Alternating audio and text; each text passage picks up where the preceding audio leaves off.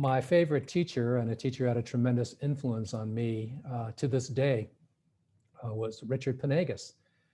And Mr. Panagos was my high school English teacher and also the coach of our individual speech events team. He encouraged me to try out for the speech team.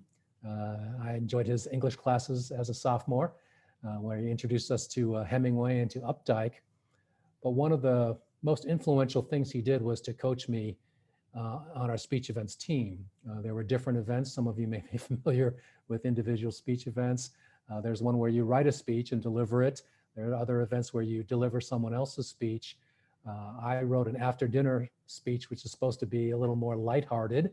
And I also was on the team for extemporaneous speaking, where you're supposed to know a lot about current events, you're reading a lot of newspapers, and you're given a topic that Saturday morning, and you have about an hour to prepare a 6-minute speech on that topic: Cuban Missile Crisis, Vietnam, the American economy.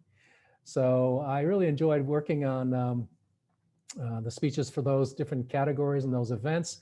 I actually won a couple state championships thanks to Mr. Panagos, and that really propelled me into college and my career, where I've, for the past 10 years, done a lot of speaking at education conferences, and you can trace it all back to that early preparation for becoming comfortable in speaking in groups during my high school years. Mr. Panagos also took us on field trips, understood the importance of taking his students out and experiencing Chicago, where I lived. So we went to, I remember going to theater events, visiting different historic places. I've become a real Frank Lloyd Wright fan growing up in Chicago, but it was never anything that was in our curriculum. Where would you fit something like Frank Lloyd Wright's architecture into a curriculum? So I'm very grateful to Mr. Panagos, who continued after I graduated to be a teacher and a principal in Arizona, and joined the school board at a town in Oregon. So he's continued to contribute back, even in retirement, to the world of education.